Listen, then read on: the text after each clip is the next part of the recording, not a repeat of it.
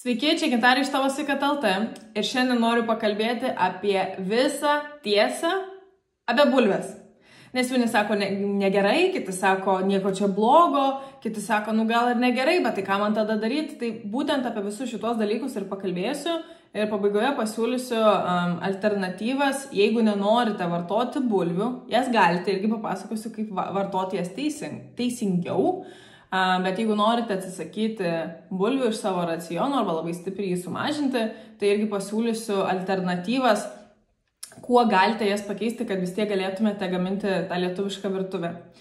Tai numeris 1 didžiausia blogybė su bulve yra jos glikeminis indeksas. Dabar tas glikeminis indeksas tai yra tiesiog produktų, kurie turi daug angliavandenių klasifikaciją, kuri nurodo, koks yra tas glikeminis indeksas. Tas glikeminis indeksas reiškia, kad kuo jis aukštesnis, tuo greičiau mes suvalgę tą produktą, pavyzdžiui bulvę, tuo greičiau ją suvirškiname ir tuo greičiau angliavandenis esantis tame produkte, kai mes jau jį suvirškinam, pavirsta į cukrų, į gliukozę mūsų kraujyje, jis labai greitai pernešamas. Ir ta gliukozė sukelia insuliną, kur kuo daugiau insulino savo kraujyje turite, tuo daugiau tas insulinas sukelia riebalų kaupimąsi mūsų audiniuose ir būtent taip nutunkame. Tai čia irgi toks minimalus irgi mito sugriovimas, kad riebalai skatina mus nutukti. Iš tikrųjų, angliavandenių vartojimo perteklius, nes mes nesinaudojame to angliavandenio kaip energijos, o jų suvalgome labai daug, kai valgome angliavandenius, būtent jisai sukelia riebalų kaupimąsi mūsų organizme. Ir čia yra didžiausia problema iš tiesų su bulve, nes jos glikeminis indeksas yra aukštas, o ten, pavyzdžiui, kokių keptų bulvių, tai iš vis vienas iš aukščiausių rėžių, kas liečia absoliučiai visus produktų glikeminius indeksus.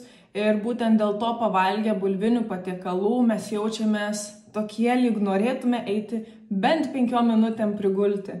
Dėl to, kad labai greitai tas cukrus prinešamas, mes apsunkstame ir tai nėra tik apsunkimas, tai yra ir organizmo žalojimas dėl labai aukšto insulino šuolio kraujyje, kuris šiaip nėra reikalingas, nėra sveikas, kenkia sveikatai ir dar skatina mus nutukti.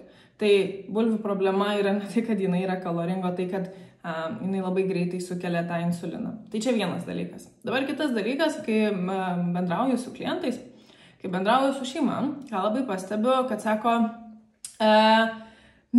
Gintarė, aš vis tiek, valgysiu bulves, nes čia yra pats geriausias kalio šaltinis. O kalio labai reikia ir taip, tai yra tiesa.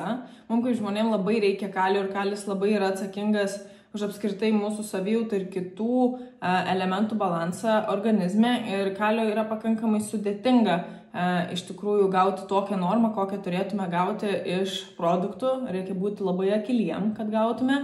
Ir taip, bulvė yra kalio šaltinis. Bet, ką noriu pasakyti, jeigu padalintume, kiek kalio miligramų mes gauname iš to, kiek produktas yra kaloringas, ar ne?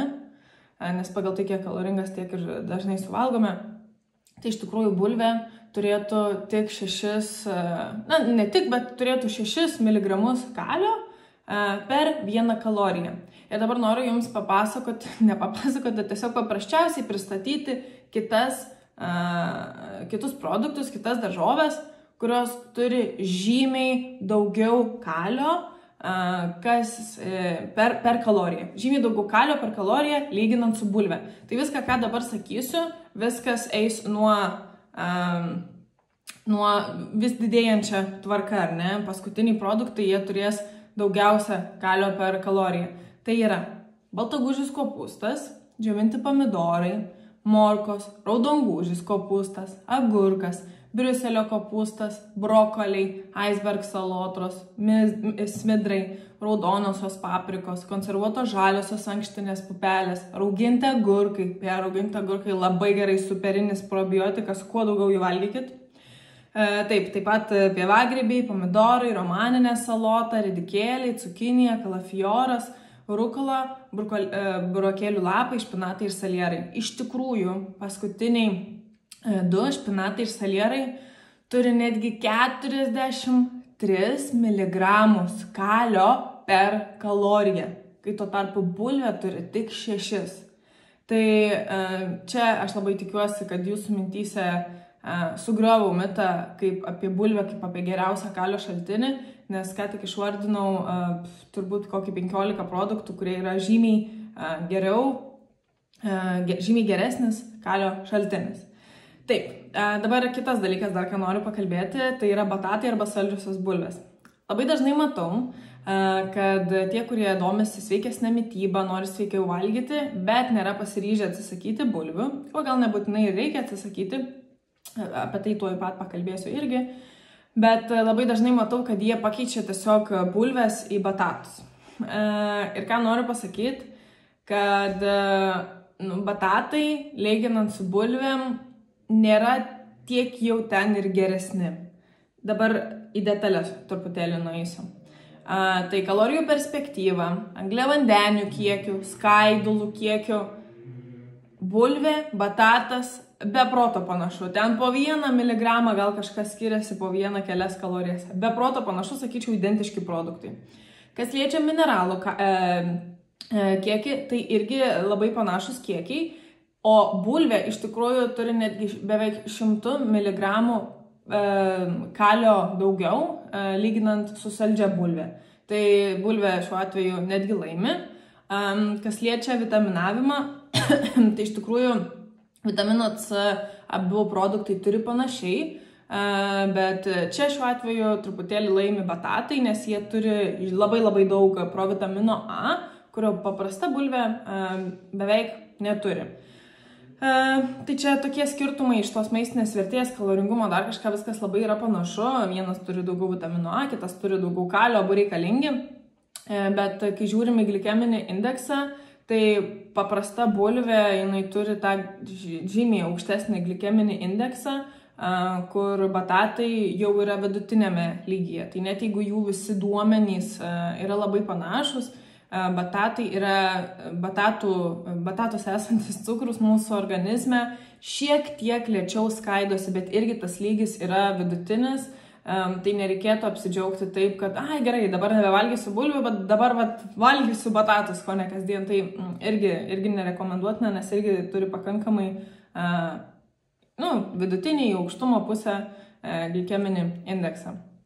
Iš tikrųjų, aš ką norėčiau pasakyti netgi apie batatus ir bulves, tai ką reiktų dar suprasti, tai yra ne tik šitie visi skaičiai, bet ir auginimo sąlygos. Batatus mes dažniausiai gaunam iš užsienio. Kol mes juos gaunam, jūs galite tik pagalvoti, kaip jie yra auginami, kokių dalykų jie yra pripurkšti, pridėti, kad mes juos iš tikrųjų gautume. Pati gyvenu Ispanijoje ir aš kai pasižiūriu čia vietiniuose turgeliuose, kaip batatai atrodo, jie yra dideli, jie yra su žemėm, jie yra puikus. Tuo tarpu Lietuvoje, kai pažiūriu, kokie yra tie batatai, jie yra sudžiūvę, maži, perplauti gal netgi, tai aš nežinau, kokia ten iš viso pas juos maistinė vertė. Tai net jeigu, čia kalbant apie, pavyzdžiui, glikeminį indeksą, batatas yra geriau, bet kadangi jis pas mus Lietuvoje neauga, aš iš tikrųjų labiau skatinčiau netgi valgyti bulves. Bet bulves reikia valgyti žymiai rečiau ir žymiai mažesniais kiekiais. Mes esam pratę, lietuviai, su lietuviška virtuvė valgyti labai daug bulvių per vieną kartą. Iš tikrųjų, tos bulvės jūs turbūt galite suvalgyti, gal kokį 100 gramų. Tai čia yra gal kokia 1-2 bulvės, vidutinės bulvės. Bet vienas patarimas yra, jums nereikia visiškai bulvių atsisakyti, jūs turite jas sumažinti, bet prieš valgant bulves, prašau, nevalgykit jų keptų, valgykit bent jau virtas, nes labai skiriasi glikeminiai indeksai, bet prieš valgant bulvę, pirmiausia, pavalgykit salotų. Kodėl?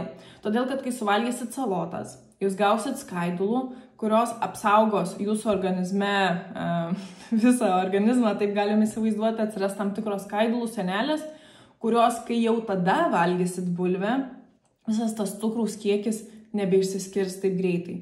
Tai jeigu vis dar norit valgyti bulves, labai siūlyčiau tokį variantą, tai yra valgyti mažiau ir būtent prieš valgant bulves pavalgyti salotas. Na ir dabar, jeigu norite atsisakyti bulves arba labai stipriai ją sumažinti ir vis tiek gaminti lietuvišką virtuvę, tai kaip ją pakeisti? Aš pati bulvę labai retai valgau ir esu jau truputėlį valdžius meną, kaip gaminti lietuviškai, bet be bulvių. Tai pirmiausia, jeigu bulves norite vietoje bulvių, jeigu bulves vartodavote labai daug kaip garnyrą prie kažko, tai tą garnyrą galite labai panašu į bulvių košę.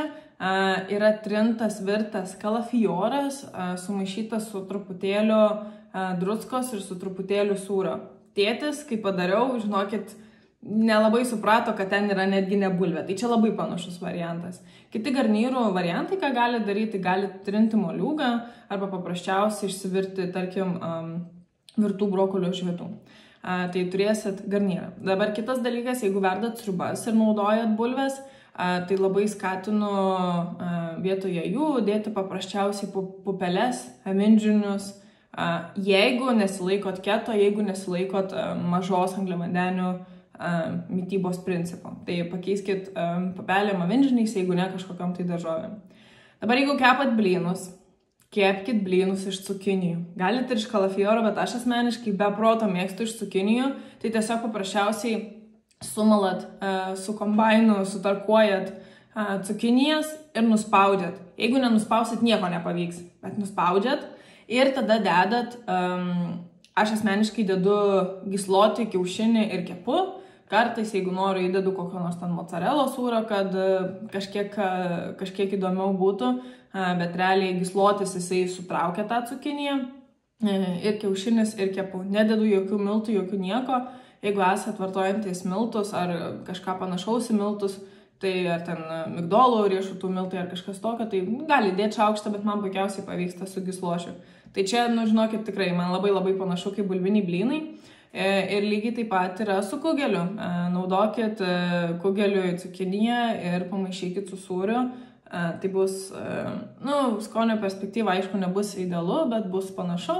O jeigu norisi gaminti žemaičių blynų, aš pati asmeniškai negaminu, nes labai sudėtingas procesas, bet matau moteris, kurios vietoje bulvių pasidaro žemaičių blynus iš kalafiorų. Tai galit pasiieškoti internete. Ir tiek žinių, tikiuosi atskleidžiau truputėlį daugiau informacijos apie bulvę. Nėra jinai kaloringa, problema yra, kad jinai yra glikeminga. Tai va, gaminkit, mylėkit save ir iki kitų kartų.